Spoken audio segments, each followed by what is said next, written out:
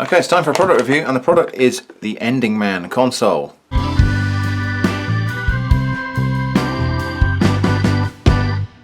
So this is a cheap, I think, Famicom console that I bought on wish.com. I can't remember how much I paid for it. The details will be on the screen right now. So it comes with some instructions which are not in English and not much else. Let's take a look at what we get in the box. So we get the console itself, we get a cable, and we get two of these wireless controllers. So the cables we've got here, we've got a jack plug on one end and two phono plugs. That's going to be audio and video out, so that goes into that side. That one goes in there, and that must be for headphones there. Yeah, there's a little headphone symbol right there. So, bit of a weird name, isn't it? Ending Man. I don't know why they've got that on there. Well, it says that's a registered trademark, but there you go, Ending Man. The feel of the thing is pretty light and plasticky. It's got this weird look and feel to it. It's quite chunky, actually. I was expecting that maybe it would only be that thick. It takes 4 AAA batteries, and then these controllers, even more lightweight and plasticky feeling. They really are very poor quality plastic, and these take 2 AAAs each. So I think really the next thing to do is power this up, get it connected to the TV. Well, actually we can try it on the, there's a little screen there. Apparently you can play games on that screen or on the TV. So we'll get it powered up and we're going to try it and see what we've got on there. Okay, so we've got some batteries. Let's get this thing powered up and see what it's actually made of.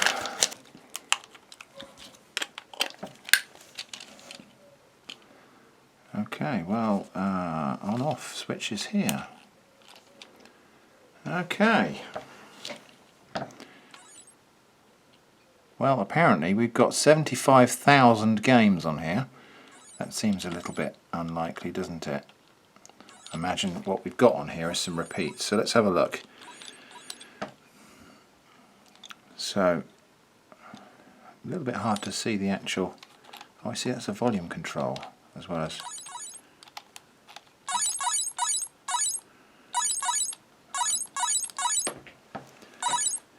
Okay. Galazar UEV. Okay, well let's try that then. That's going to be a Gallagher clone, I presume. Yeah.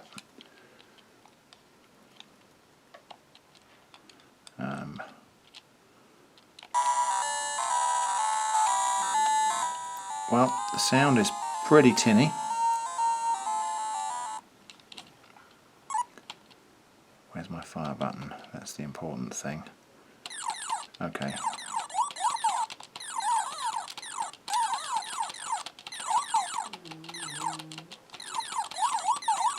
Well, it's pretty unplayable on this tiny little screen, really, because I can't even see my missiles. Just have to kind of hope for it, which probably means I'm not going to be able to see the bombs from the aliens when they're dropping them, which means I'm just going to inexplicably blow up at some point, like that. Well, I don't know. But yeah, pretty unplayable on this tiny little screen, really.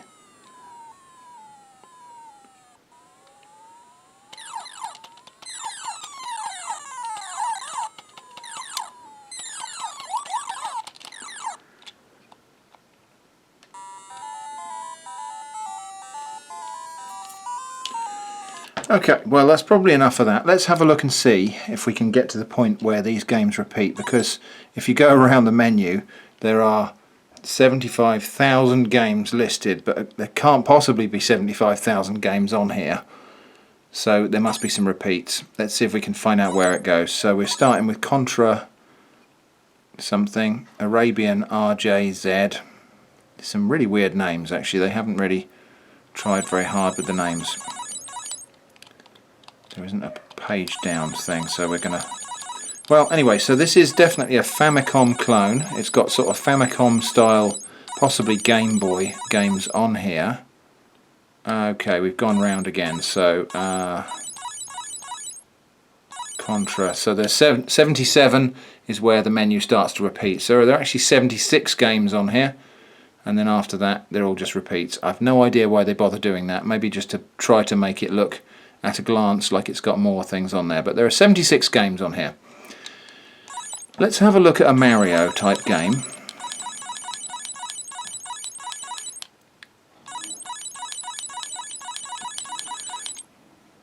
Super Mario. Let's go for that one then.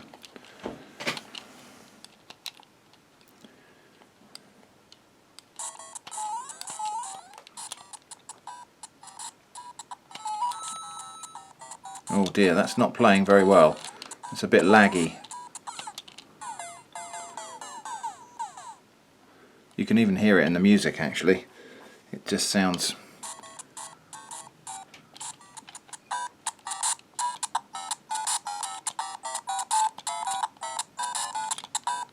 What? The buttons aren't working. Okay, something's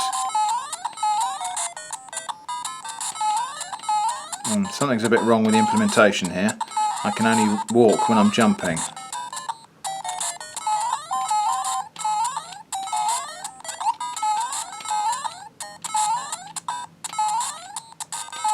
Yeah, something's a bit wrong here. Let's try a different game. I wonder if it's just loading them wrong. Let's try Star Force. No, let's try Mario.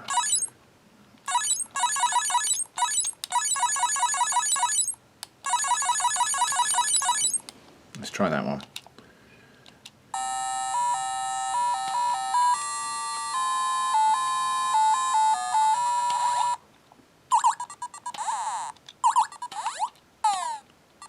I don't know whether these games are playing authentically or not. They seem a little bit laggy to me.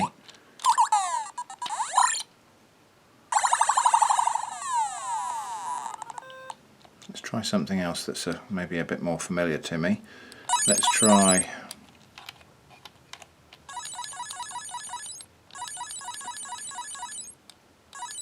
Oh, good old Bird Week. It's got Bird Week on there. Good to see Bird Week. Is it Bird Week this week?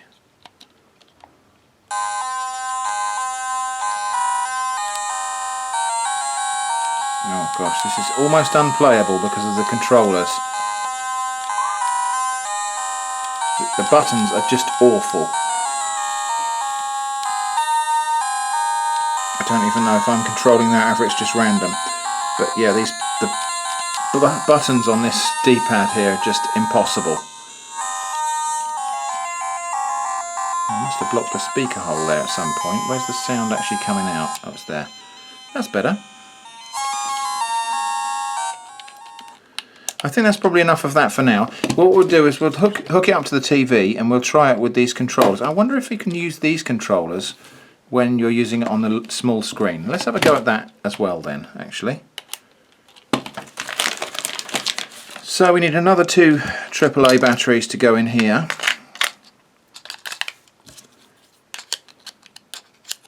Oops, keep doing that, wrong way around. Okay, so let's see. Can we control this? No.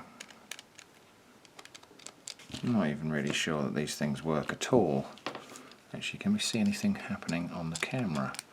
The camera would be seeing any infrared light coming out of those little LEDs there. Eva!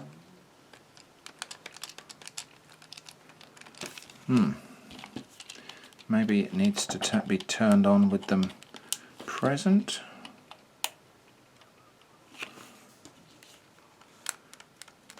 I don't think these things do anything at all, but what we'll have to do, maybe these only work when it's hooked up to the TV.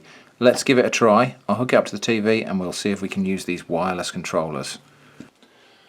Okay, so here we are. We've got it hooked up to the component inputs on the TV, and when we power up we get the display on the TV instead of on the small handset. So let's just have a look and see how playable these games actually are. So, okay, well, sound quality is still 8-bit, but that's to be expected. Let's try the one we actually tried before. So we're going to try Super Mario and see if there's any more playable on here. No. It's almost as if it's just struggling to run it, actually. And let's see if we can actually use Player One's controller. No, the wireless controller's not doing anything.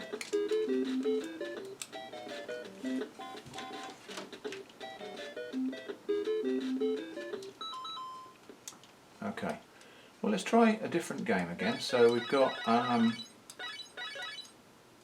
we'll try that Galaga clone and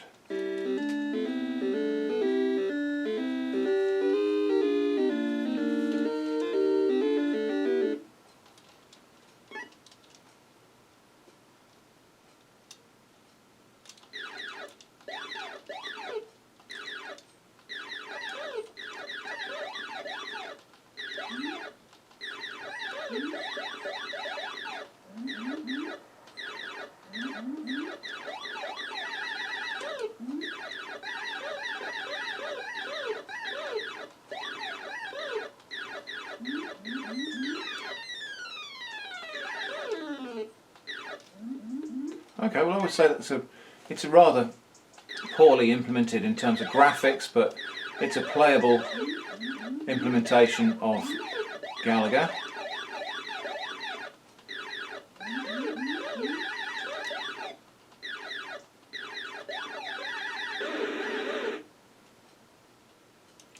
Okay, let's just try one or two other games.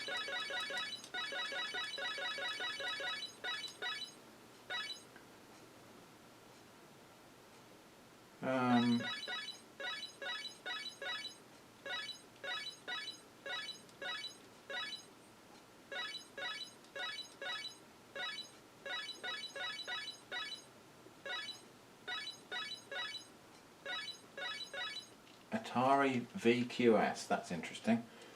Let's see what that one is then. Oh, it looks like Space Invaders. Yeah.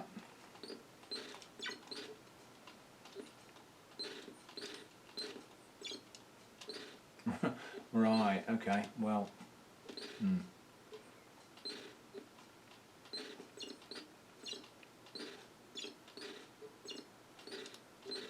I guess that's Space Invaders, but yeah, not that brilliant.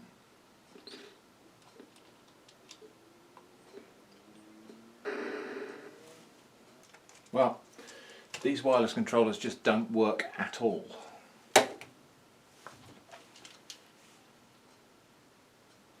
Maybe you have to select 2-player mode. Let's give it a chance and try 2 players then. Let's go on one that we know works as a game. We'll select, we can't select 2 players. It won't even let me select 2 players. Yeah, none of the buttons will let me actually move that thing around. Can't select 2 players. Right, that's enough of that.